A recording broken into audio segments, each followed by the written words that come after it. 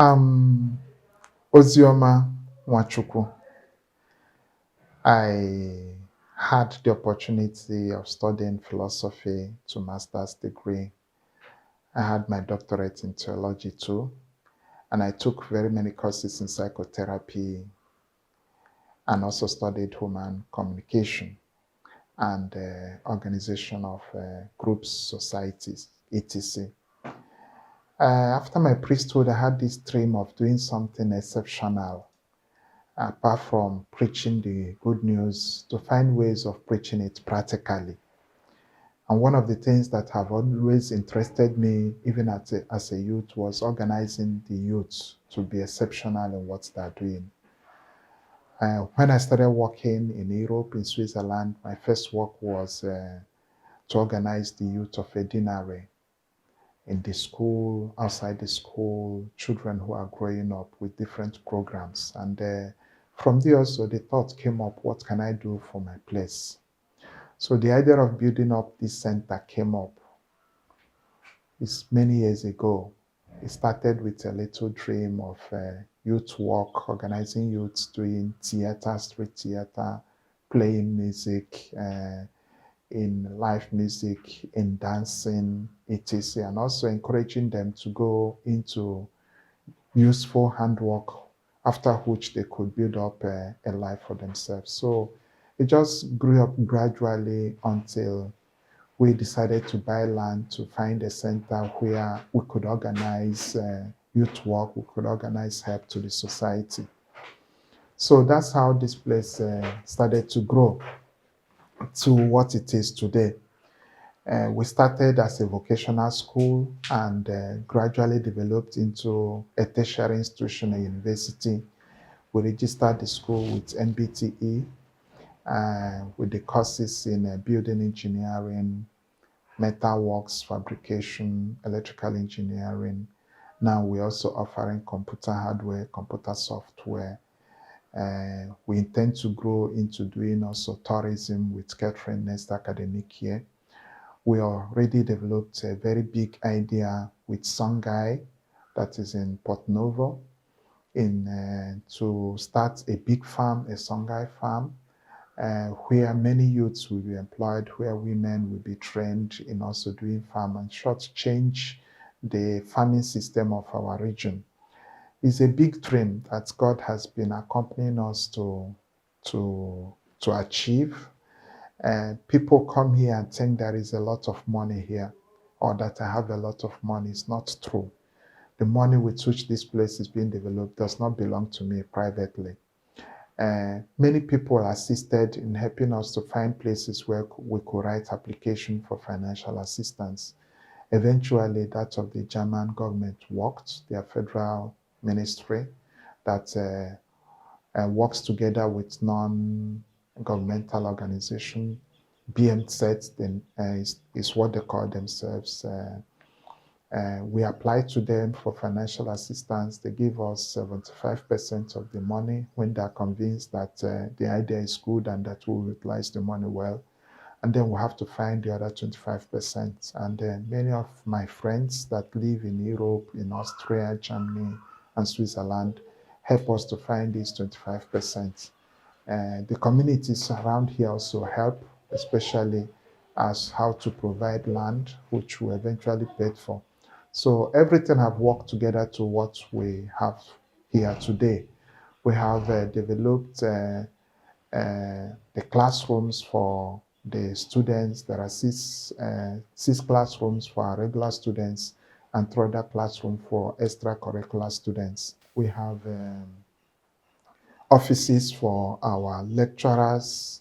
We have very good, well-equipped workshops that are actually the best that you can find in Nigeria. We have the building engineering workshop, where you have all equipment that you need to do building engineering work to produce any type of woodwork. When you go around this compound, any woodwork you find inside here was produced here with our students, with our workshop managers. We have the fabrication hall for metal. Any metal work you see in this compound is done within these premises. It's one of the best. They have equipment to do any type of metal work, any fabrication work. We have very good computer laboratories. We have good computer electrical laboratories too. We have solar. And these things are not just that we erected them, that we provided them, but the cost of maintaining them and keeping them at that same level of installation and even improving on it. That is where we are good, and that is where I think we impress our students so much. And we don't just install, we maintain, we carry on. We make our students utilize them to learn by doing. That's our strength. I would say God has been our strength, but we're also doing our own part.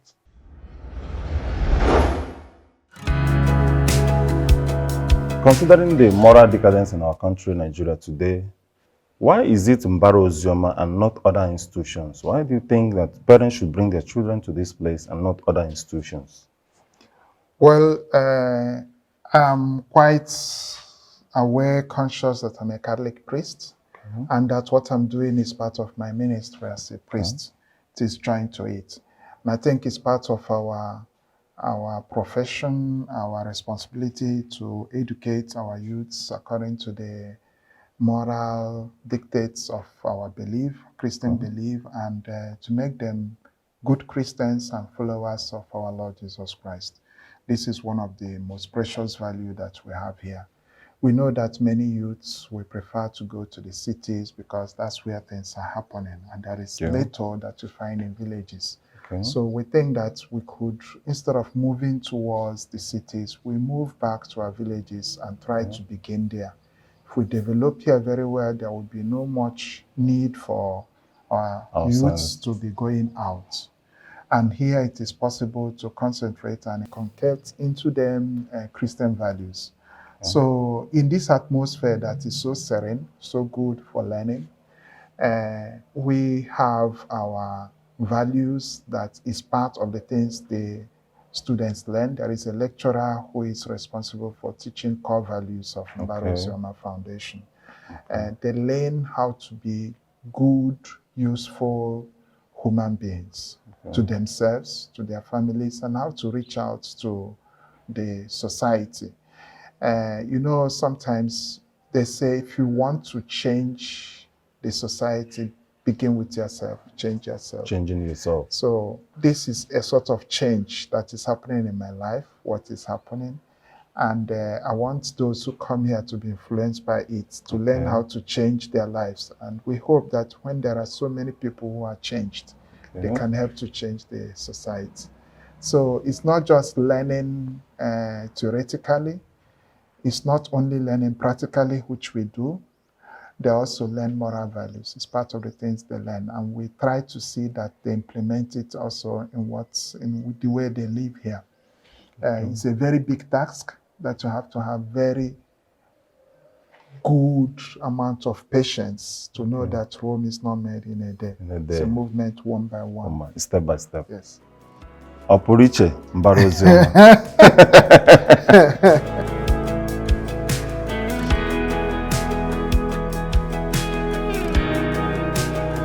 Father, where are we now? We are inside the school auditorium. It's also used for general classes. It's built as an event center. People can hire the place for events, marriages, feasts. The place is adequately equipped for any type of event. It can take more than 500 people with tables, without tables, up to 700, 800 guests comfortably. It can be also used for public lectures.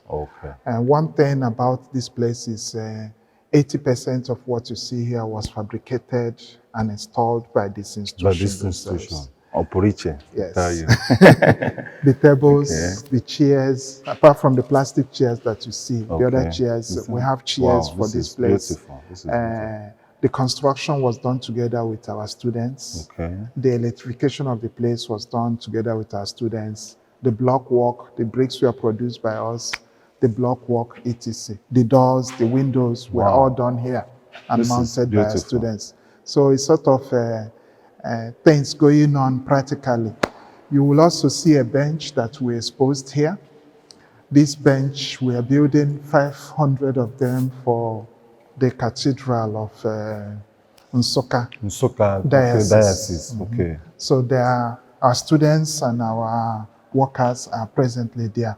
Okay. Mounting, coupling these tables.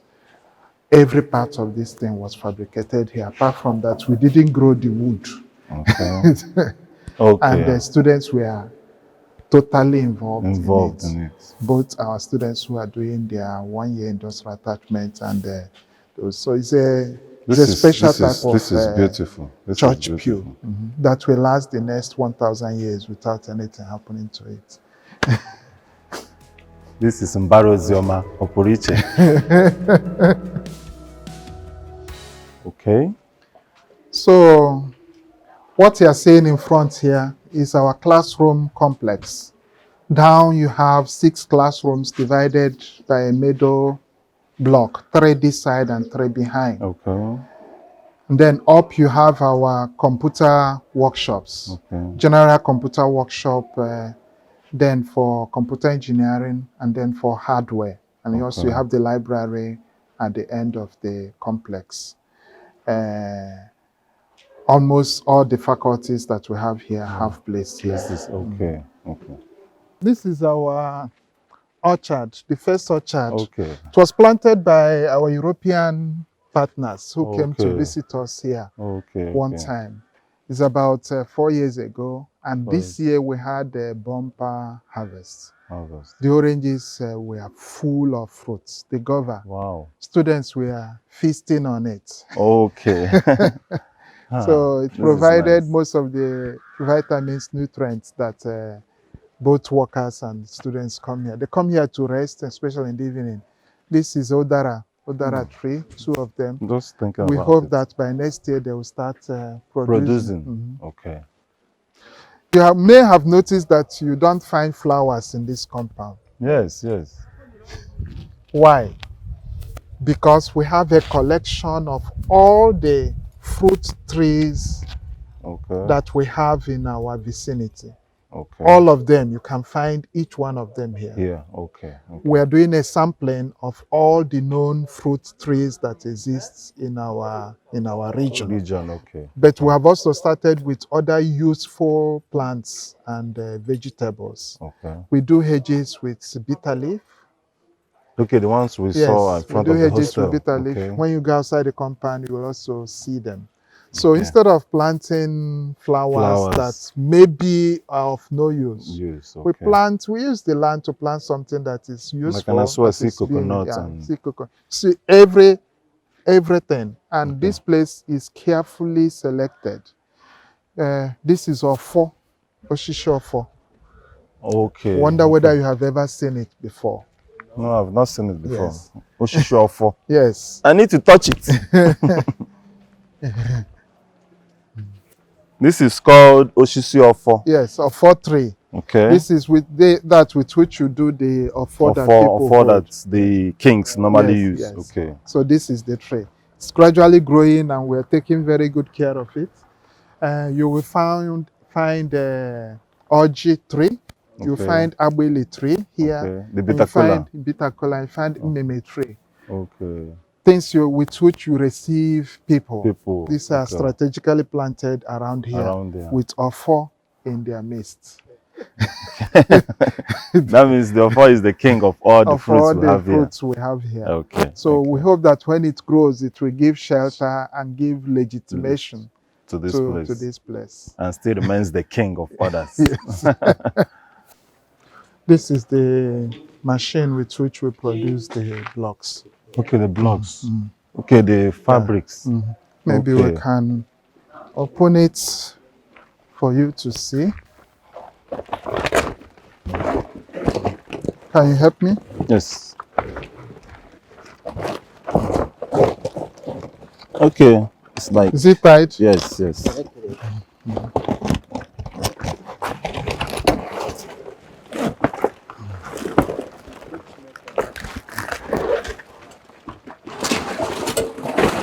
So this is Hydraform machine. It's been produced in South Africa, and we imported it actually directly from South Africa. Okay. It is a simple mechanism with the normal... No, leave that one. With the normal red mud, laterite. Okay. You mix cement, a little cement to a trip of laterite to make 7 bags of cement. Okay. And with the engine, you just raise this up. This is the mold. Okay. You fill it with sand that you have mixed with cement. Press, compress, and bring it out. So you get these blocks. Okay. And they have teeth that you just fix them. You don't choke. Okay, you fix. You fix. And then attach the edges. That means what we are looking at now, they are being fixed. They're fixed. It's like Lego system. That is why it is so easy to do. You can fix this building within a week. Okay.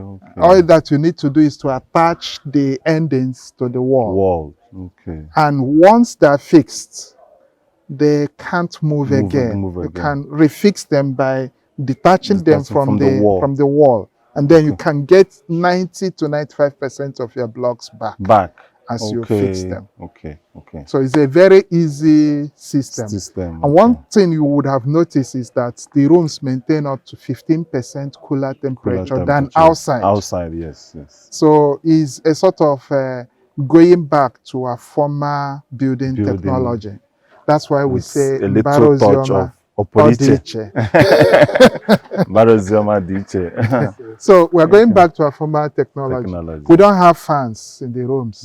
You don't need to cool because the system is cold. And that is why the students can comfortably be in the classroom without continuing to fan themselves. So easy, and it's at the same time cheaper. Okay. And any person can build it.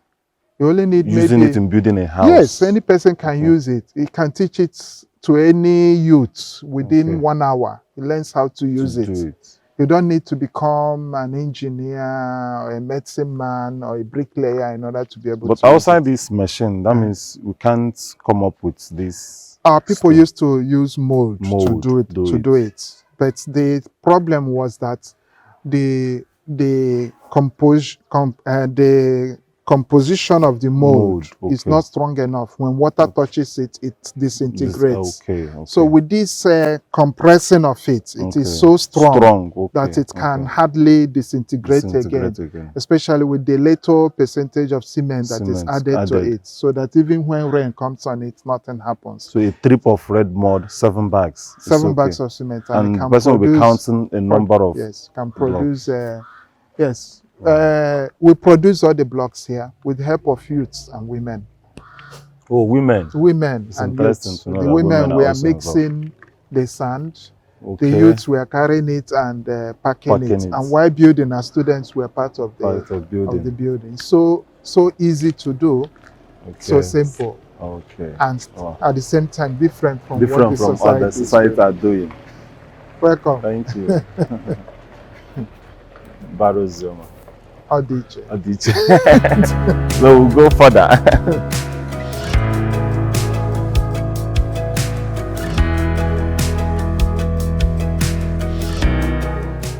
So you don't see cement between them. We're just fixed.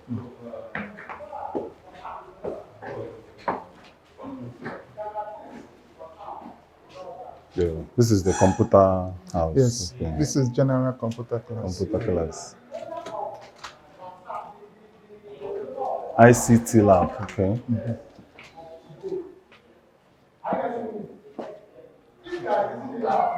Is it different from this one? Yeah, it's different. This is the ICT lab 2. Used by computer students themselves who are doing computer software. This is general. That one is general. This one is for computer students. Notice that the doors have our logo. They were produced here. This is the logo. This is the logo of the school. The blue, the red, and the yellow. It's the rainbow. The covenant between God and Noah. When the ark settled, and God said, I will not destroy this land again. It's a sign of hope.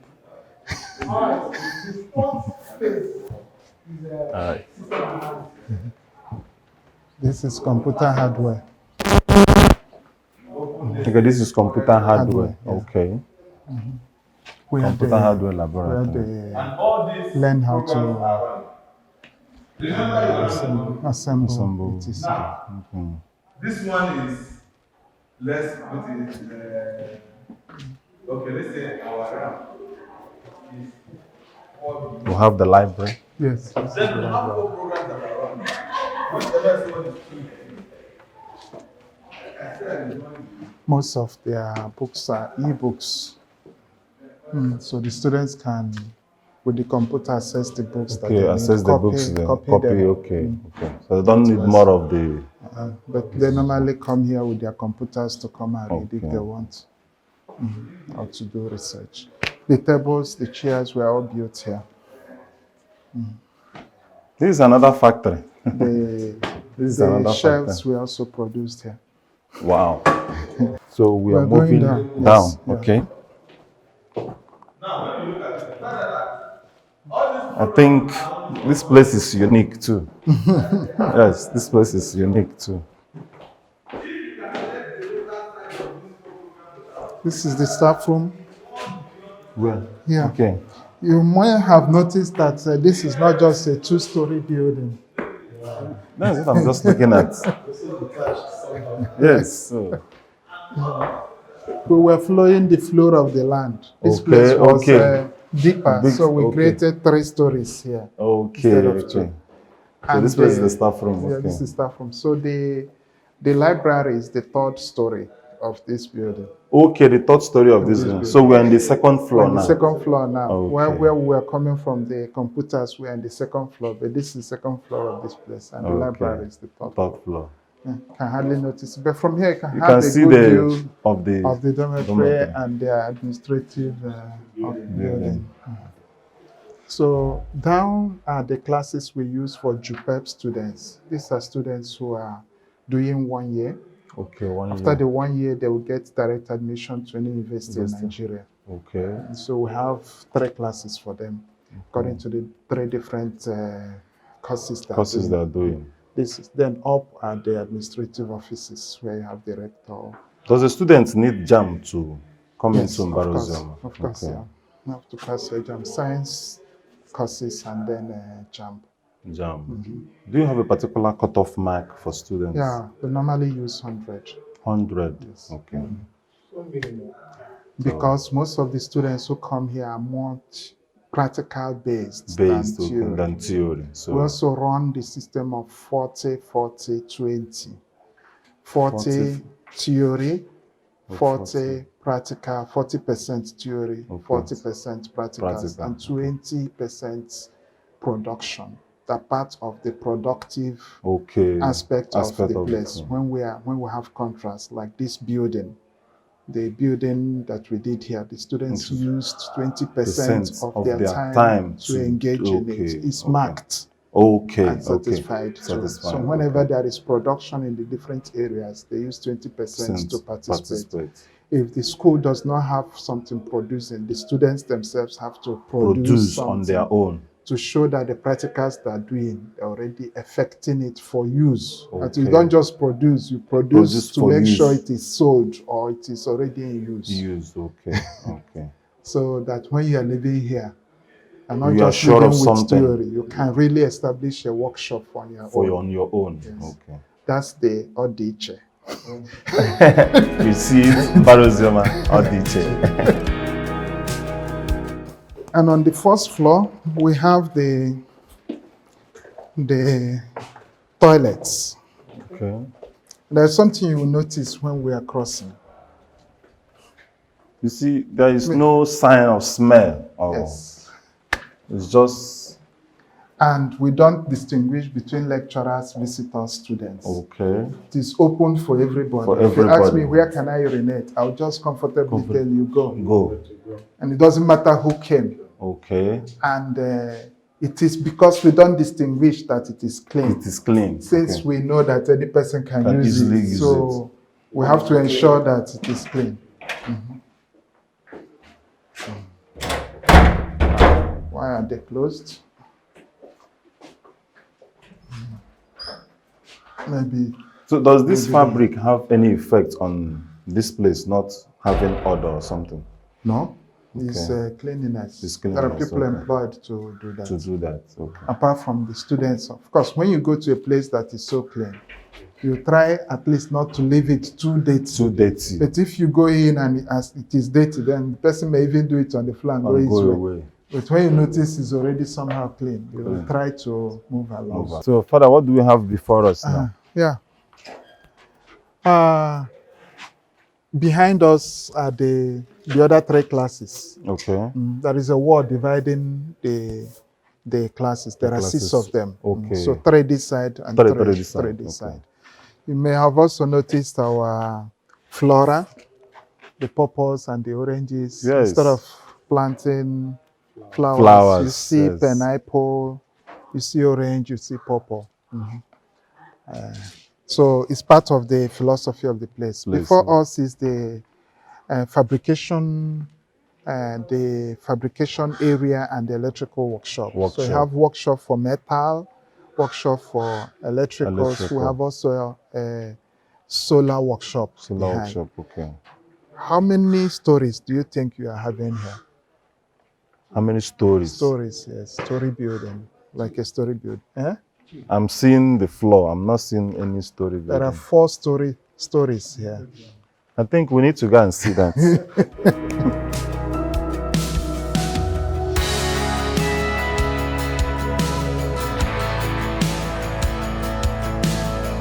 So we call this place Love Garden. It's, when you look at it today, it looks as if it is nothing. But the way this place is, you can't stand here before. Okay. The way it is. So we have been feeling and feeling and feeling, and at long run, gotten the place a little bit leveled. Okay. So where there are feasts in the evening, we do them here. We light up the whole place, and most often they stay here, play music at night, dance, enjoy.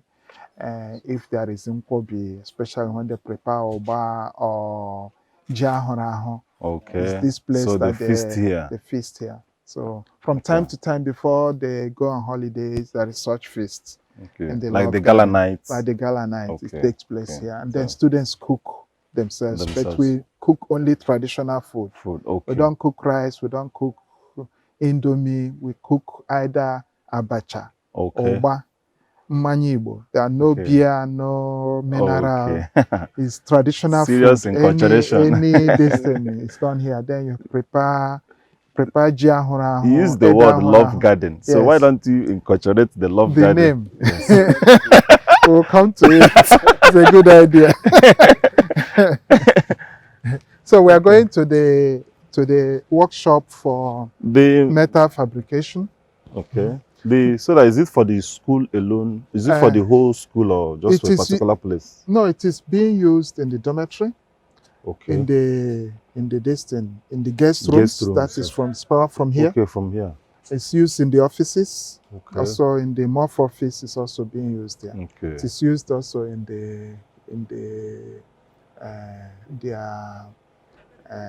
what do you call it? Auditorium. Not auditorium. The clinic. It's being also used there. Wow. So, but there is also the solar workshop where students learn how to fix, how to solar maintenance and installation. Okay. So it's part of electrical course that they do. So we're going to the workshop. It's a 4-story building. Can hardly see it, but it's a master construction work. That means we have underground here. We have underground. We have 3 undergrounds. Wow. That follows the contour of the land. Can hardly see it from outside unless you enter into it. That is another one of the oporiche. Oporiche.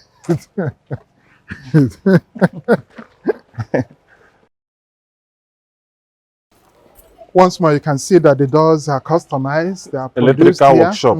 The doors are produced here, showing what is going on inside. Okay, with the tools. Okay. With the tools. So this is the workshop for electricity. Electricity workshop.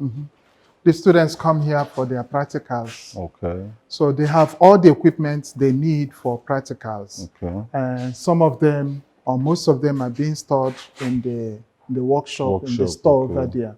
So they can go and borrow. They have wiring boards where they can do general practicals. They have also private boards, small ones, where they can also do their own wiring, different installations. So while the teacher is teaching, they are practicalizing. They have their own class. They only come in here when they want to do practice. And you notice that the place is enough. We admit only 30 students per stream. So that when there is practicals and the attention of the teacher is even to all of them, not too many. Too many number. It's a part of our MBARA operation. Do you know this tree? Moringa. Yeah. Fabrication area, fabrication arena. So we are going into the fabrication arena. So this is where most of the fabrication that is going on in the compound is taking place. You have the electrical store where they come to borrow instruments when they are doing some work. Here you will find all necessary metal equipment for any metal work, bending, cutting, whatever. You find all of them here. All. Any type of metal work you want to do with iron, you will find them in this workshop. That's why I said that this is most probably the best equipped college you find in Nigeria. If not the best, at least it's one of the best. That's the oporiche. So all these things were done here. We equipped our dormitory. The bunks for the students were built here. If possible, we could have produced the Dunlop, but we couldn't. But at least with the produce the beds.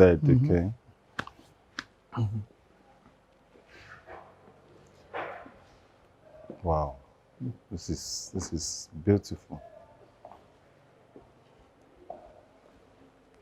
This is for bending of iron and metal. That is for those who are doing the welding. So we have enough welding booths for the students where they can individually work, not only for their 40%, but also the 20% production. If you want to produce something, have something, you have an idea of how to do it. So you register it with the school and they provide the lecturers that will accompany you in the production and help you to finance it too. So they do molding of metals too. This thing was constructed here by the students themselves. So if you heat it up, you can mold, all these cans, beer can. So those things are not supposed to be wasted? No. We gather them, mold them, and with it you can produce these things. These things are used on gates. So these things were done by students. So all those cans that you see, leftover things that are used. You see, and people have been throwing away some of these cans. So we gather them, cut these things. You just throw them in, melt them, collect the listing and put into mold, and they form to whatever you want. This is red mud. This is red mud, the same that we use in the bricks.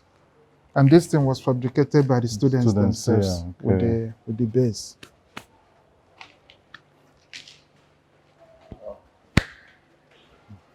I think we are learning a lot from Oporiche, MBARA OZIOMA.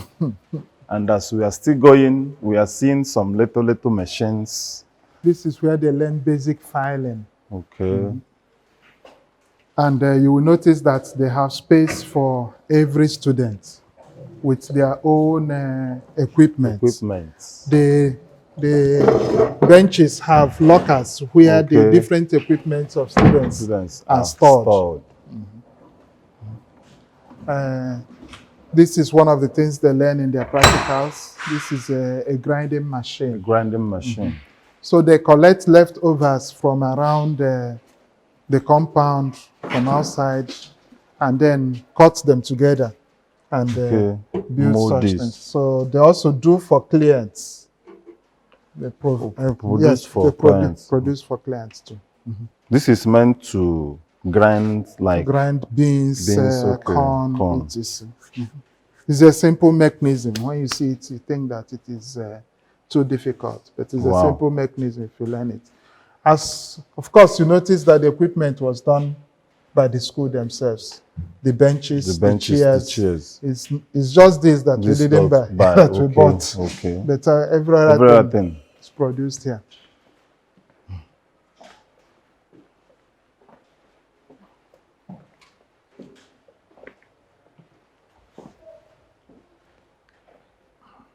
Wow. Before we go down, this is the third floor of this building complex. Okay.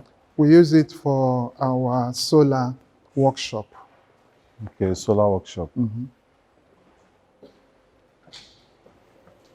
We are going to the solar workshop now. And also the third floor of this complex. And it's also the third floor of this complex. You notice we are at the same time also outside. Outside. The fourth floor is outside. The third floor is also outside. You'll notice that the second and the first are also outside. We just followed the landscape to create something useful instead of filling.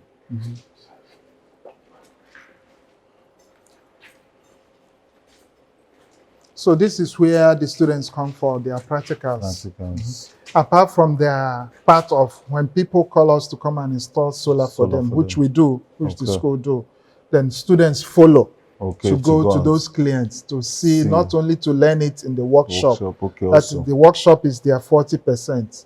Then they follow their lecturers to go to clients to install. And when clients call us to come and maintain, students follow them too to go and learn what's the problem, how can you repair it.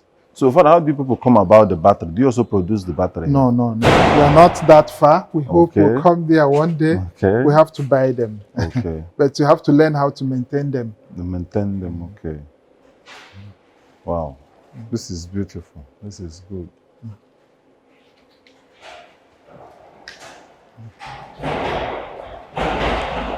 So we'll be going to the second floor.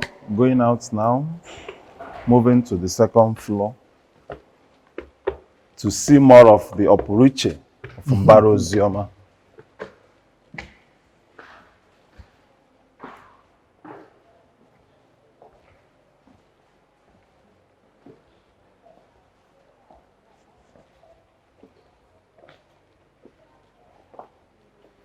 Most of our workers and students are in Nsukka for the project that are delivering there, because we combine both the metal and the wood. So all the students who are doing industrial attachments and our workers, all of them left from Nsukka. They have been there for some time installing to make sure that that contract is secured and delivered. That's why here it looks as if nothing is happening. But it's normally a very, very busy place. Especially when contracts come in. So you're going down to the second floor. To the second floor of the building.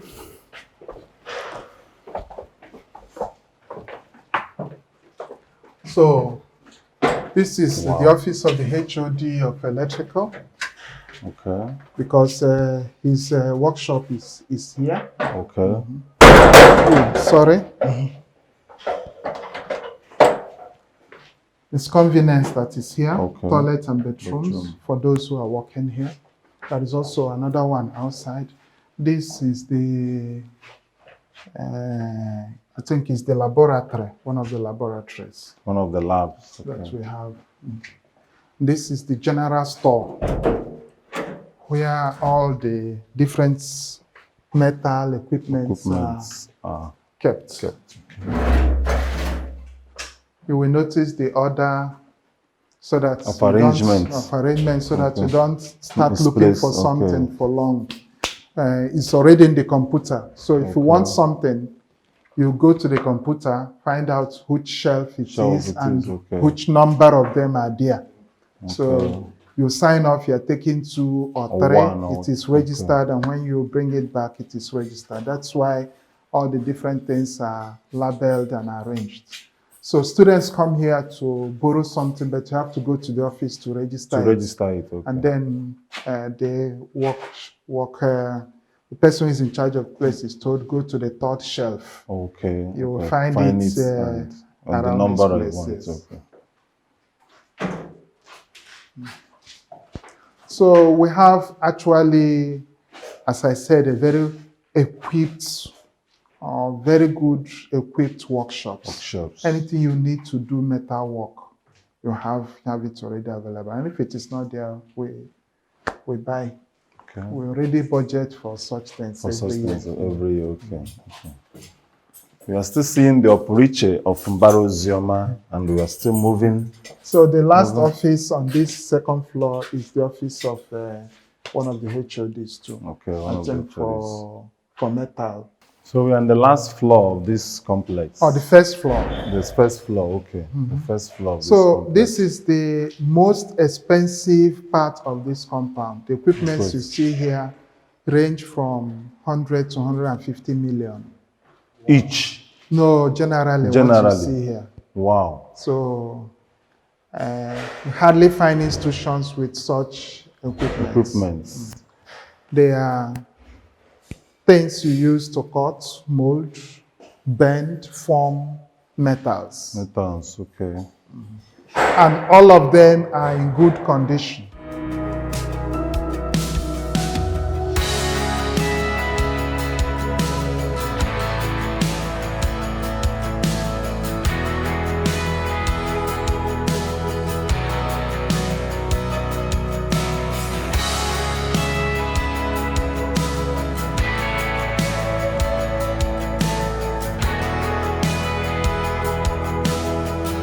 So our students come here to do their practicals in welding and fabrication, and in forming of irons. You can see they can do nails here.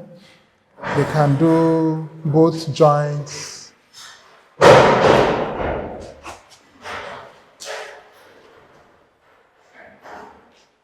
They can file irons.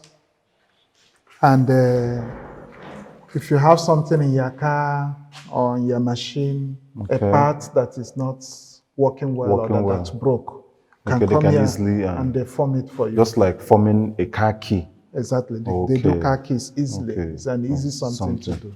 Okay. So our students get exposed to this machine so that when they finish and get work, they already know how to use the machines. Especially we are not doing fabrication here. We are not doing a lot of production here because we don't get the contracts. And most of the contracts are linked with those who are producing them in big quantities. So, but at least we expose our students to know how to use them whenever they finish and get work. They easily move in. It's not something you start teaching them again. How to handle they already know the machines. And these are standard machines. You have new ones, of course, produced in China with much of technology, etc. Those ones, you don't find it difficult to come along with them if you have done these ones. You already know how those things work. So the other thing is that you now learn programming the new machines. But you already know how to use them manually. So that's the advantage that they have here. When most of the institutions do their accreditation, you see them moving around borrowing machines. So when the accreditors came and noticed that these are already mounted, they started asking, is it real? They have never been to any institution where they find such machines already there. And they tell us really that we have to make good use of what we have. It's exceptional. It's exceptional. Oporiche.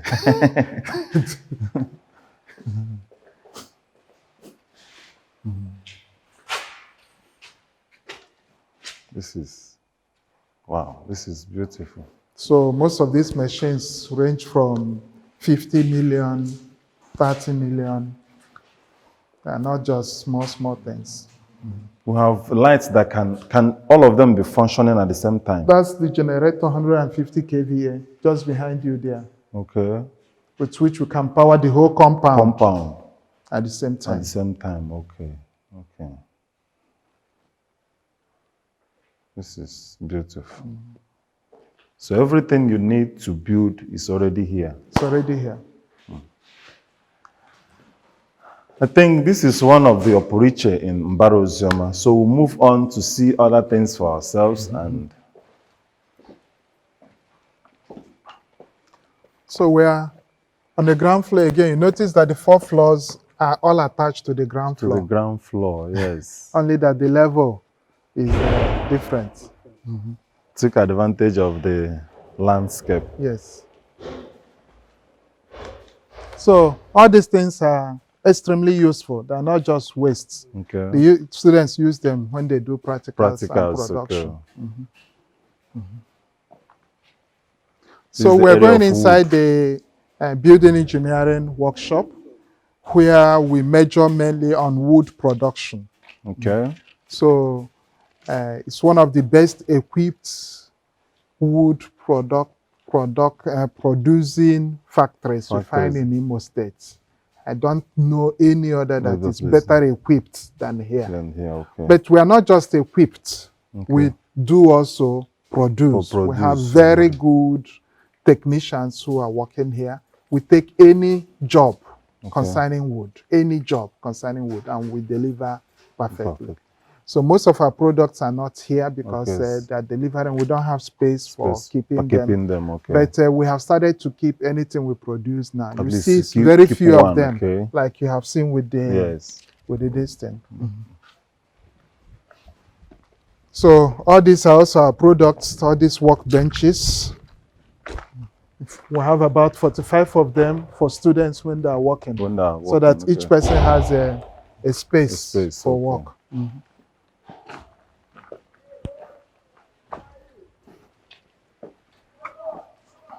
I think this is the apartment for the HOD, yes. Building Construction Technology. Yeah. The office.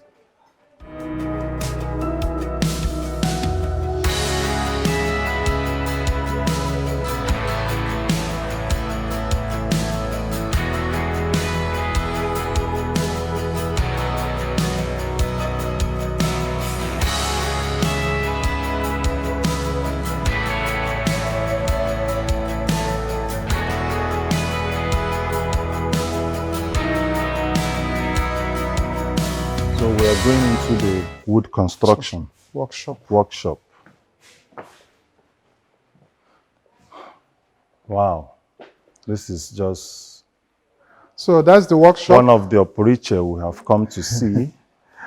And we are seeing things for ourselves. These are part of the church bench that is being currently produced for the Cathedral of Nsukka. This is the hand. Okay.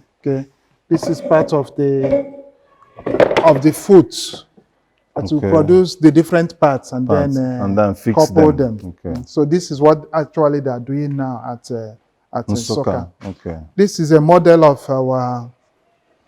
the bench that will be in our conference room. It's being produced here with our logo.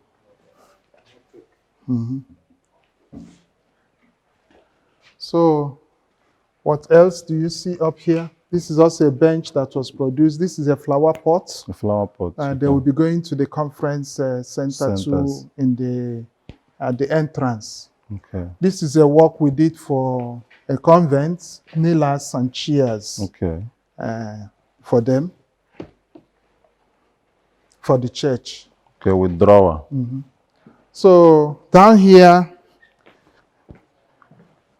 you find all types of woodworking equipments, with an exception.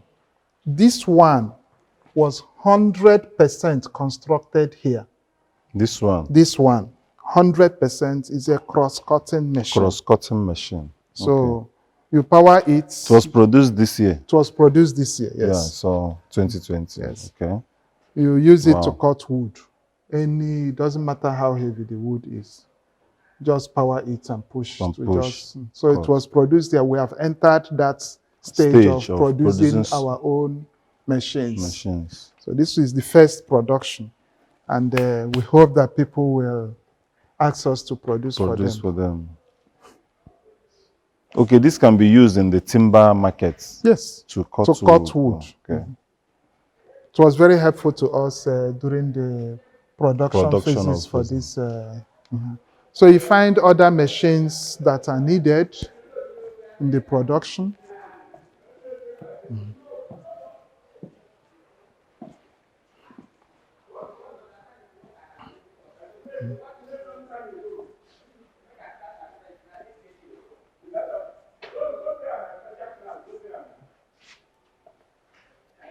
So this is the foot of that bench. You see how heavy it is. Yes. So, and that's why it can really last for ages without any problem. There are no joinings that are too massive, too heavy. But where do people demand this material from? We get from the bush. We normally go to southern part of Nigeria. The southern part of Nigeria. The thick forest. I don't know the names of these villages. Okay. We buy directly from. Okay, this could go there to buy directly from them. Yeah. Then we transport here. Okay. Because you can hardly find this too thickness. Big and it's you can hardly find this thickness in the market. So you buy directly from them. But something you will not notice unless it is being shown to us, okay. That there is a very big, mighty water tank here. Water tank? All the rain that fall in this compound come here. God. All the rain that fall in this compound come here. Oh my God. They have been channeled to this place. Yes, and then we pump it out again to be used in the toilets and bathroom. So all the rain that fall in this compound have been channeled to this place, and then being pumped out again to be used. Just like you said. So we don't waste water. So nothing is a waste here. The operator here. Nothing is waste here. Wow. This is beautiful.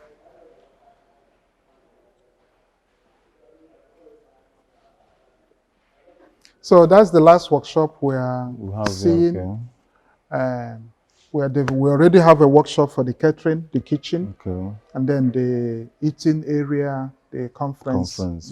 So that's the next school that we hope that will come. We hope with you will develop the theater, music and institution. And we are working towards that. That has started today. And will wake up, because if you are dreaming and you don't wake up, the dream will die. The dream will die with you. So definitely, if you want to realize your dreams, you have to wake up. So if you don't wake up, nothing happens.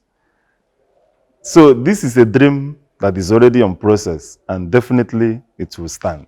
Because we will wake up and work for it. And we're waking up with Oporiche MBARA OZIOMA.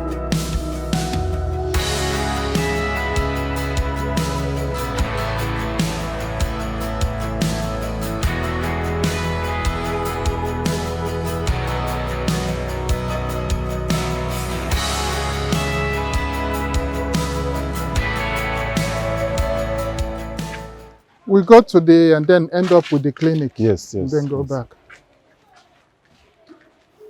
You can stay here and see the pineapple orchard.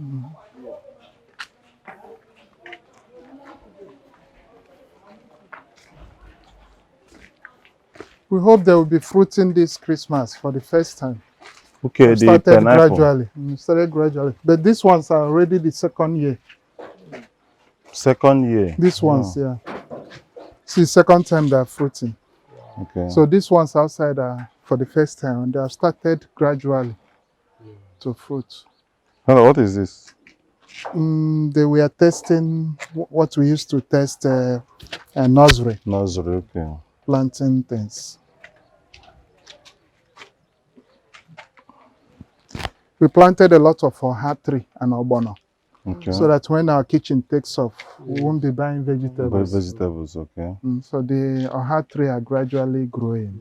Hope in 2 years' time, we won't be buying vegetables again. The dream is still The good. leaf is already there. The bitter leaf is already there, a lot of it. Yeah.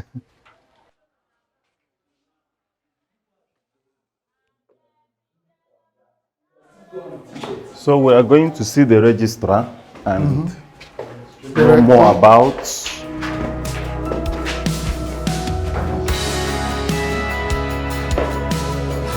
And then when class.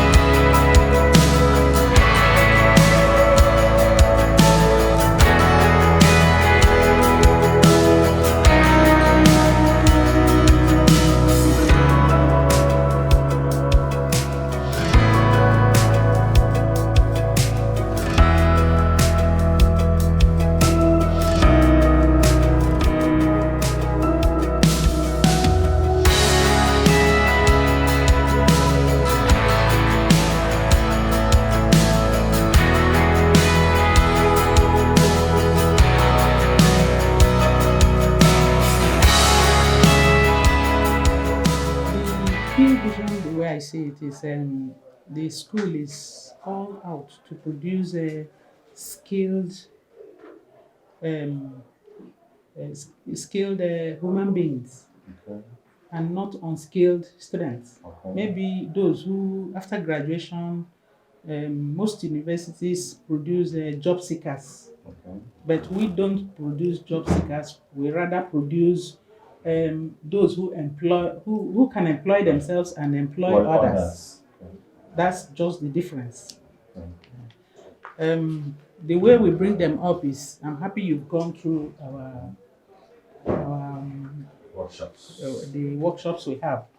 Yeah, we use 70% of our time to teach them practicals, and then 30% to teach theory. So at the end of the day, after graduation, they don't need to look for job anywhere. But in case there's any person that wants to employ them, you see them excelling.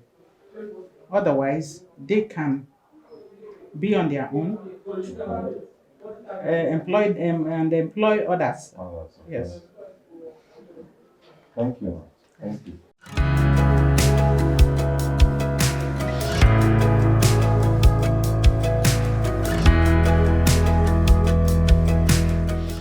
Yeah, the outreach includes what I have just told you. That we don't produce job seekers. Those who go, like after graduation, you carry your certificate and start looking for jobs here and there. No, we don't. Rather, we produce those who can make use of the talent, what they have learned from here, to help themselves, help their families, and in fact, help others. Yes. Thank you. Thank you. I am Reverend Father Toby Chigwe of the Missionary Companions of St. Dunstan, and I am the registrar of MBARA College of Technology. The operator of this college comes from the fact that here we value more innovation and creativity. If you believe that you are creative, that you can invent something, that you can be sustainable and independent, then this place is the right place for you. Because the problem with our youth nowadays is that they are too dependent and they prefer, in parentheses, what we call egumbute. You want the money here and then, but you don't want to work for it. Scripture says, by the labor of your hands you shall eat. Therefore, aka aja aja na-ebute gịnị? Good. So, when you work, create something new, produce it, and then show it to the world. You write your name on the sands of time. That is why the Westerners are better than us. That is why China is better than us. They want to produce, they want to make something new, they want to change the system. But here we are dependent on our parents, we are dependent on our government, we are dependent on everything. For the food we eat, you must ask from somebody. Nobody wants to work, nobody wants to create, nobody wants to do something new. So this place is a grooming ground for those who want to make a difference, for those who want to create employment, for those who believe that they have a target. If you look around the school, from the bricks to the windows to the doors, you see that everything here was created in this school, was produced in this school. So when we have our insignia outside in the market, then people will understand the goodness in made in Nigerian products. The aspect of importing for this school is not acceptable. We try to get everything from here. We even recycle. Nothing is a waste. That is what we imbibe our students with. So I advise the youth outside, they should come and taste MBARA OZIOMA and know ihe pụrụ iche na MBARA OZIOMA. Thank you very much. My name is Engineer Ifeanyi Okairo. I'm the admission officer and director of academic planning of the Nova Academics. Okay, first of all, we have two major categories of programs that we run. We have the academic program, which is the National Innovation Diploma Program. And we have the professional programs. We have two categories of professional programs. The VTT, which we call the Vocational and Entrepreneurship Training.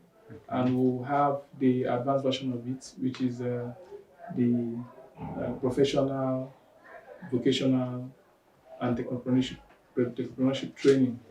Okay, so we have various requirements for these various programs. For the NID, the requirements are number one, SSEE or O-level certificate, and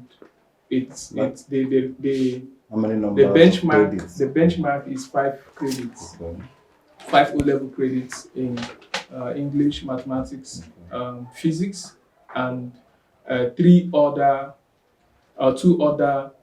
sciences or social science subjects.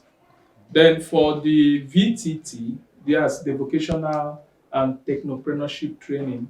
The requirements is just ability to read and write. Okay.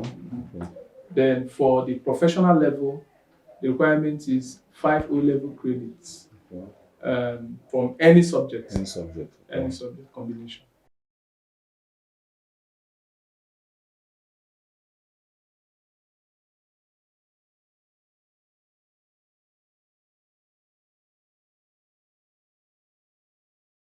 Yes, we can customize programs for such individuals. When we have them, if we get them, we customize our Design a program for them. program for them. For them, okay.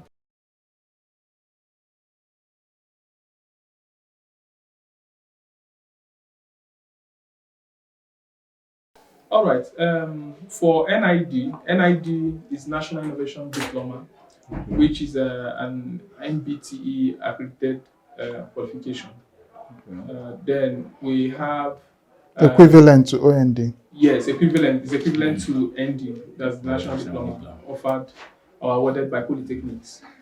Then we have the our own certificates, our own vocational certificates for the VTT program. Then we also offer professional diploma for professional programs.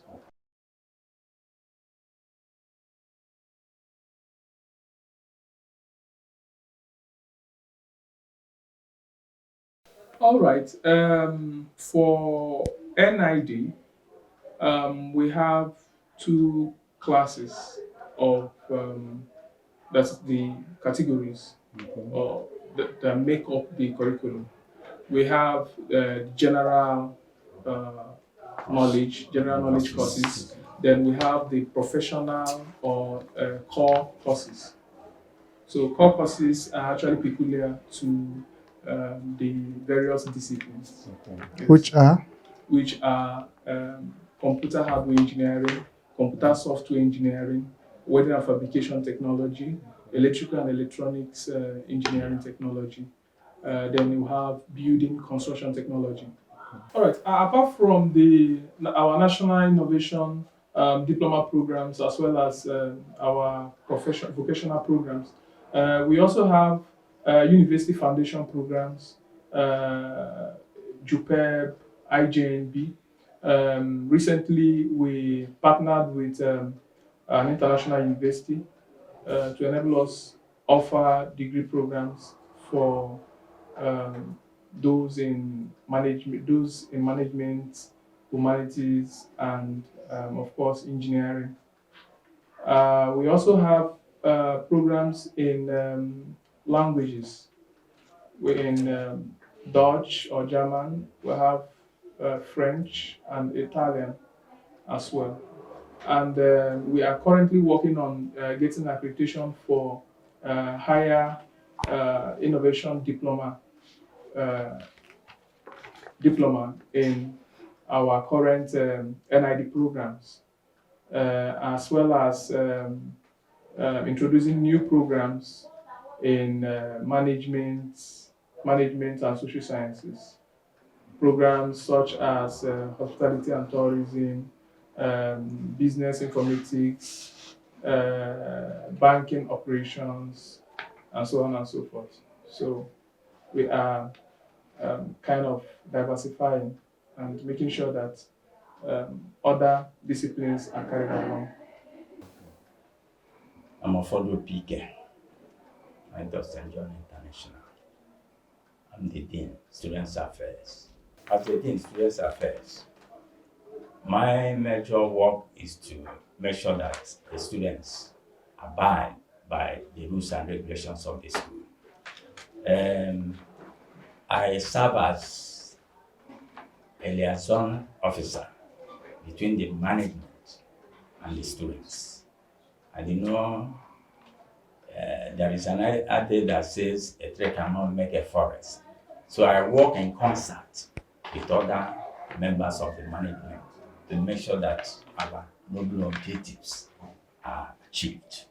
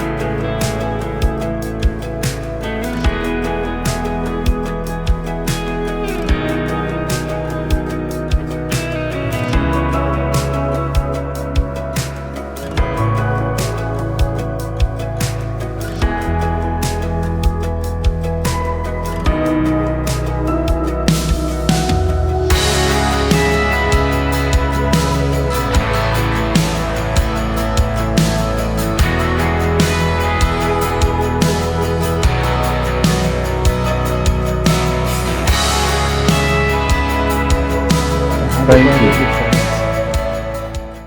So, mommy, As- please, can you please tell us your name and where you are working? And what this place is? My name is Irene Uko-Stalezi. I'm the matron of MBARA OZIOMA College of Technology. Okay, And this is our clinic or the sick bed okay, where we take care of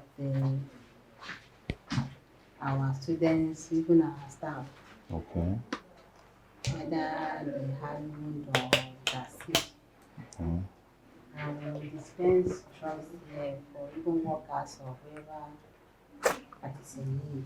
Okay, Or have little conditions, supposing the person that needs medication. okay, needs to eat something before any other thing. Medication. Okay, okay. Thank you. So as you can see, this place is also equipped by the school. Do you have anybody here? The benches were built here. This construction was done here. Okay, The bed, the The ball we have for exercise. okay. This is another construction. this is another construction that is part of our operiche in this place. Just making use of every And, available space. Nothing Space. is wasted. That is one operator I must point out. Nothing is wasted. Okay. And you have equipment. What are these things for? We For have broken clutches, legs and- yes. And the orthopedic bed. Okay, okay. And the orthopedic bed. Bed, in okay. form of stretcher. It's all right. Okay. Thank you. All right.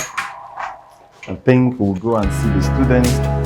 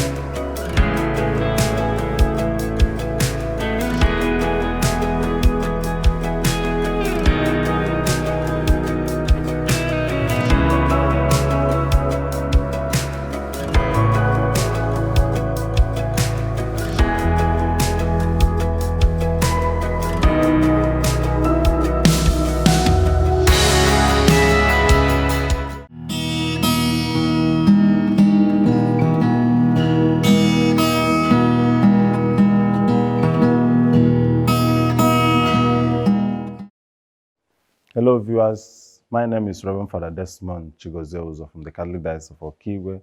I welcome you to the first edition of DCTV. Here in this forum, we shall be discussing what concerns us and how it's related to us, ranging from contemporary society, politics, religion, the youth, culture, and the trend, and how they affect us as Christians and Catholics.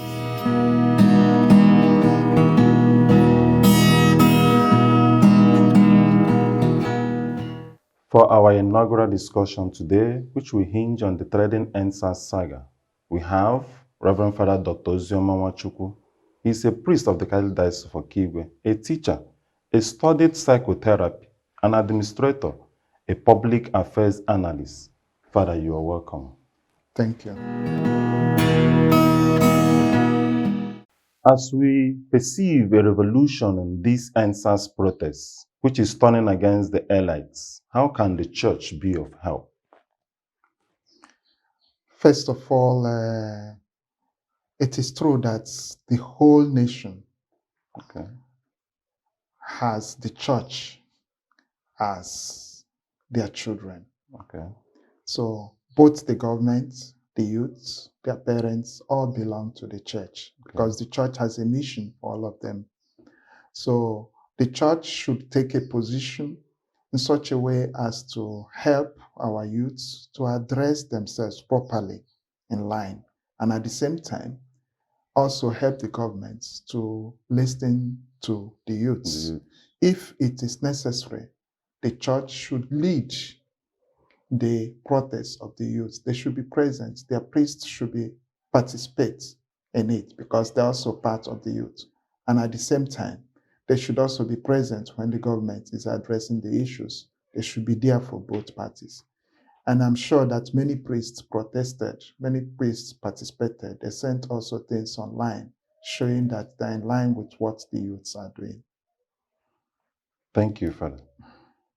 In the course of these EndSARS protests, many property, individual, public, and government have been vandalized. Don't you think that the negative effects of these protests would outweigh its positive ends? It will not. There are issues that are rising. Of course, many youths have also analyzed the situation and also showed that there are two parts of these youths. There are those who are builders and those who are destroyers. Those who are builders are those who started this protest. The destroyers are those who are looting. But there is also another aspect about this looting. Many of those who are looting are saying, what we are doing is not even 1% of what the politicians are doing. If the politicians will loot to the extent that they are doing, what we are doing is nothing. But that's also where I said the church should be there both for the government and for the youth. Looting is wrong, no matter who is doing it.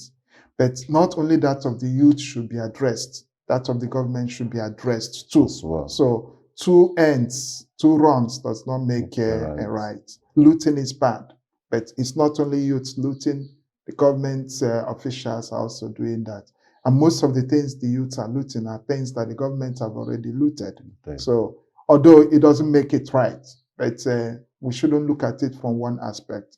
What these youths who are looting are doing, of course, is undermining what the builders are doing, but somehow it's part of it. I'm not saying it's correct, but it's part of the agitation. Thank you, Father. Does it mean that they are taking what the government have already taken from them, a kind of payback to the government or to the society? It's not taken back because whoever takes public property is doing something wrong. And those who are looting are not looting it in order to utilize it for the common good. They're doing it for private purposes. So they're just continuing what the government officials are doing. So in that sense, it is wrong. It's not proper. Thank you, Father. Some are of the view that the EndSARS protest is to clear the road for November-December robbery. How true could such be? There is something that is going on that I'm quite surprised about. Most police officials and even army have left the road, and people are expecting that there will be increased robbery. But it's not happening. The robbery that is happening now is not different from what is happening before. Okay. And apart from that, many people have been suspecting that both some army officials and police officials are part of the robbery gangs, that most of the ammunitions they use are part of what they get from police. I don't know how true it is. Okay. I can't verify it too. Okay. But there have been cases where in some robbery cases, some army, whether they are ex and some police officials are involved. So if such begins to happen, I don't think it will also be without such influence. Maybe the police that are formerly on the roads are no more on the roads and they are doing it in another way. So I think the whole issue should be addressed. If there are criminals within the army, within the police, they should be fished out and addressed properly. However, there are still our children, whether they're in the police, whether in the army, whether on the roads. They are our children. We are their parents. We know that there is crime, and that crime generally should be looked into. There have been always crime during November, December time.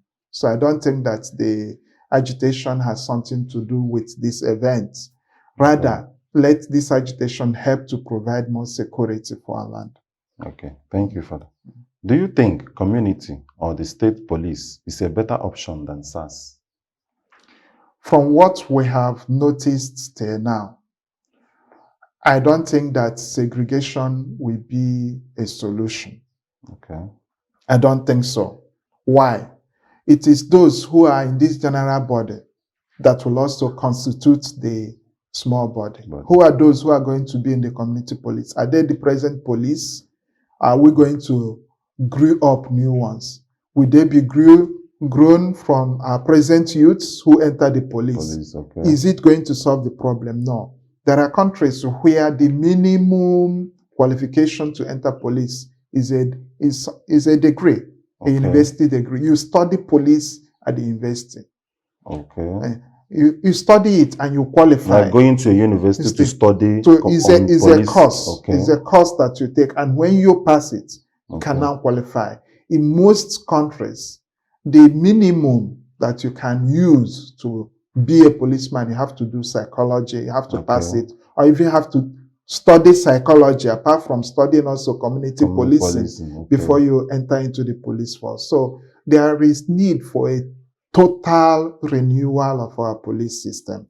You can't use those who are frustrated in the community, those who are looking for a way to show that they're also somebody, and you give them arms. They will use it to intimidate. So I think that the whole structure needs to be restructured before you talk of community police or central police or whatever. Community policing may be better, but if it is the same people who are going to be in it, then you already know the outcome. Okay, thank you for that. Some are of the opinion that unleashing soldiers on peaceful protesters is a silent way of testing the ground for eventual Islamization of the country. Do you share in this view? I've been hearing so much about the Islamization policy and that it is silently going on. Some issues about how the government are appointing officials point to that. The very fact that there is so much movement of youth from the north towards the east also points to that. Many people have talked about it. Like the Okada riders. Yes, the Okada riders that are now so much in the east. If you go to Okigwe, 80% of them are used from the north. There have been cases where lorry loads of youths with Okada, etc. have been shipped towards the south. It is okay, whether it is an Islamization program or not. I don't think it's the problem. The problem for me is, what are the Christians doing? How are they reacting towards that? It is a legitimate right of somebody who is living in Nigeria to decide to settle in any part of Nigeria. If the North have decided to send out their youths to go and make fortune and maybe increase their position also within the religion towards the South, it's a legitimate right. Many Christians are doing it. They're sending missionaries to the north, to inside villages to go and convert the people. So as long as you are doing it with peaceful means, without jeopardizing the belief of others or destroying their properties or killing them. It is a right that everybody has.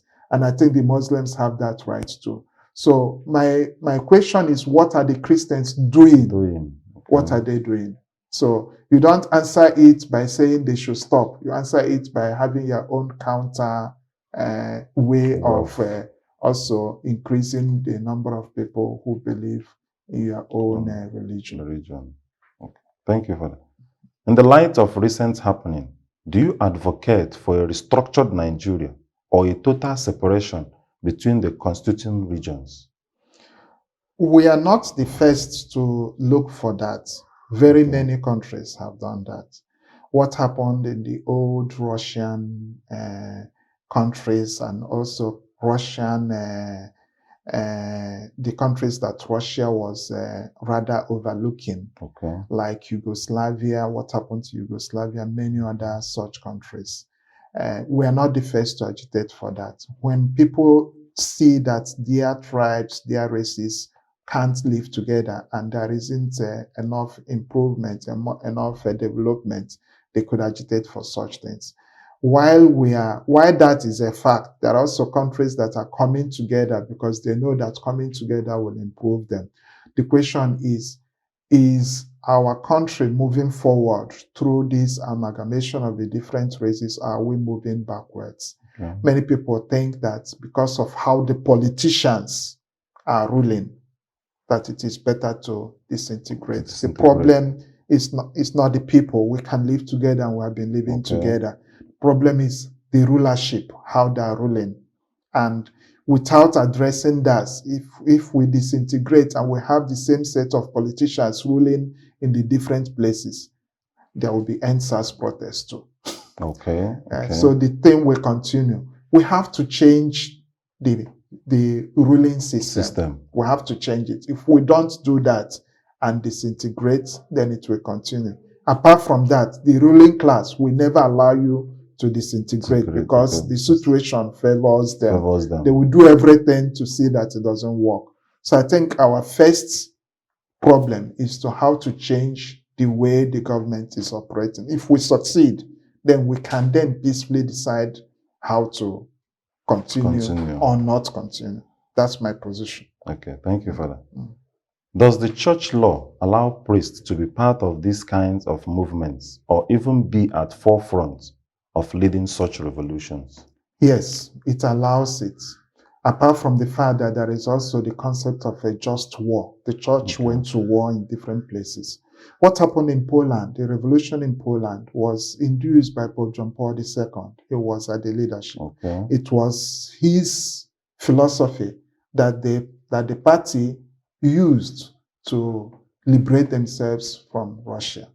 So what is happening in Southern America was brought about by liberation theology.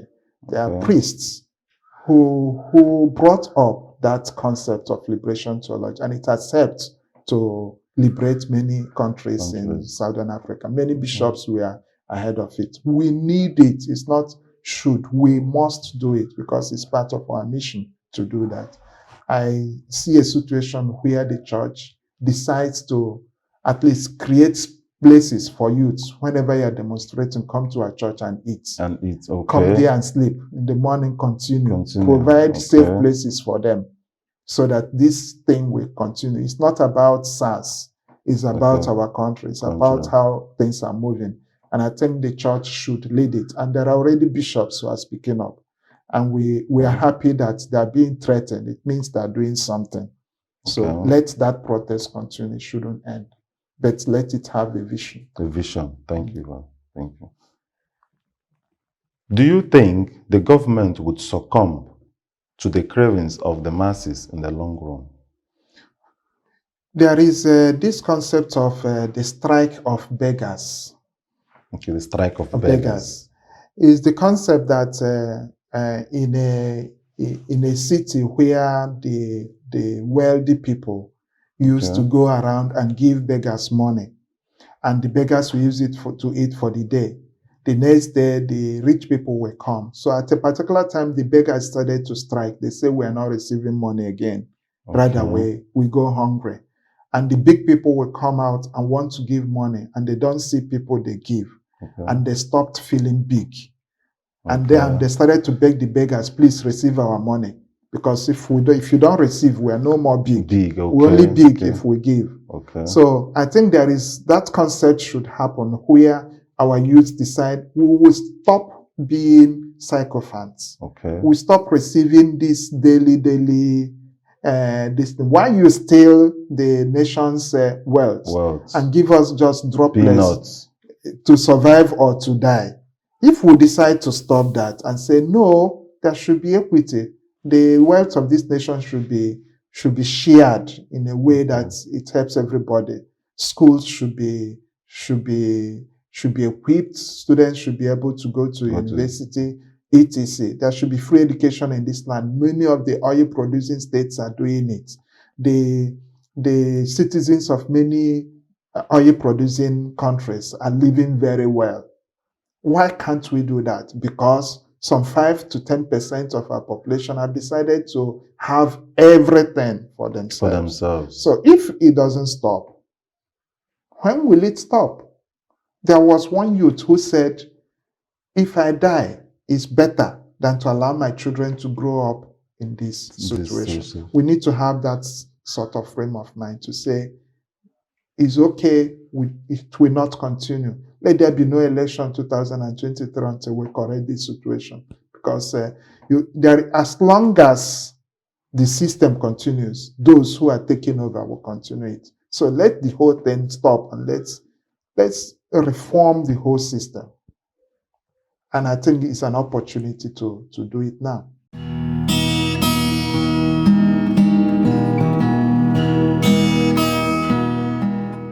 If the government refuses to succumb, what do you think would be the next line of action? Continue the protest. And we'll continue over and over again, even while they are being killed, and we'll keep on moving. Although I think that the police, the army, should join this. Okay. Most often, those who are suffering are mostly our police. Although they get their own revenue from the streets, most of the army are not happy.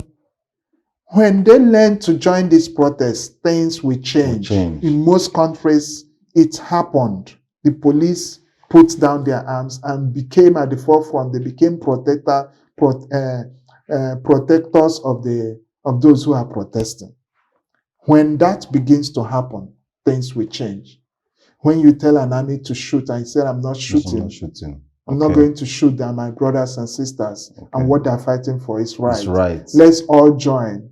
Let the army join. Let the police join. Let all the force join. Let's correct what is going on.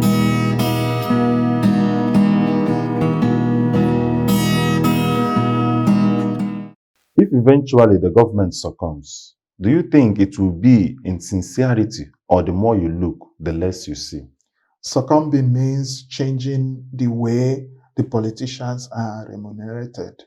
What they're being paid, how much is budgeted for the Senate, for the House of Representatives, for the legislators, how much are the ministers taking home?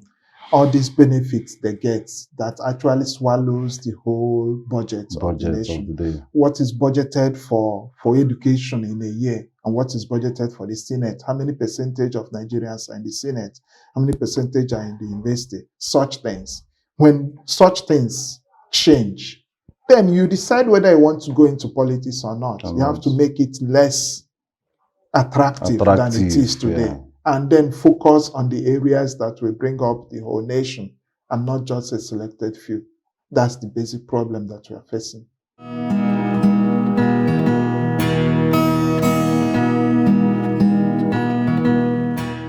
We had some time during the peaceful protests of some youths, hoodlums, who were paid off to sabotage, disrupt the protests.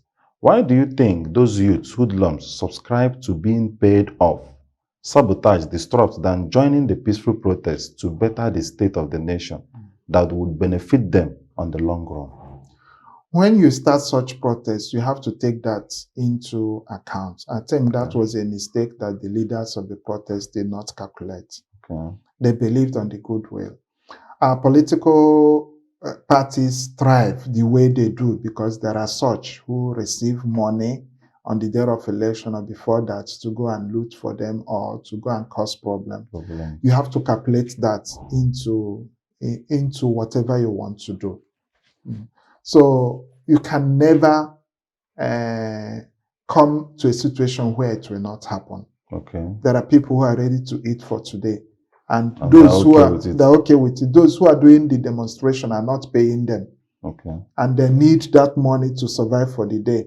So if you come to give them that money, they will accept it and go and do what you want them to do. But there were many youths who resisted that too, who saw, I cannot just eat today and then let my children continue to suffer what I'm suffering. Those who foresee such situation and can stand it will join the legitimate protest. And those who are not ready for it will take whatever you give them and cause mayhem. So you have to plan for that too. And I think the planners of this NSATs never took that into account. That such a situation will come. They should have planned for it.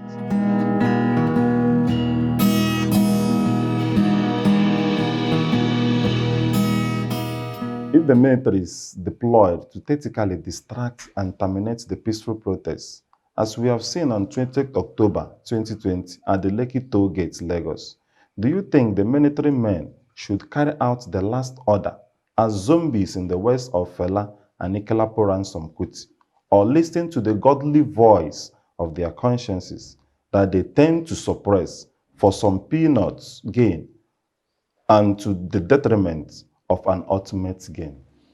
There is no law in the army that warrants you to shoot at those who are not armed. Okay. No law tells you that.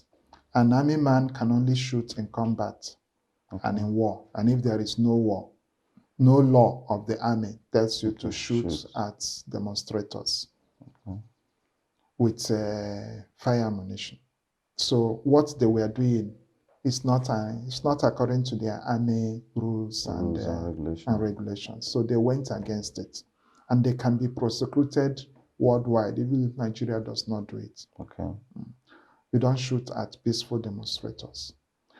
And police, the same too. You can find ways to disperse those who are destroying things. But what I think that the organizers should also have done is to talk to the army. Those who are there, to find ways, because many of them are their brothers and sisters, to find ways to talk to them, to talk to their conscience. Join us. If you do that now, all of us will win. We'll be free, yes. That's what I had expected them to do.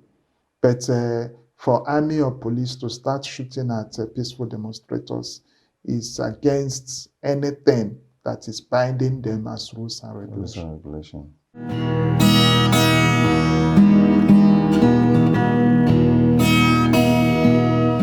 All right. Thank you, Father, for being with us and for answering some of our questions. We are so happy to have you with us, and we'll continue to thank God for a person like you, and we'll pray that when next we call you, you also come and answer us. Thank you, Father. Always there for you. Thank you, Father. God bless you. Thank you.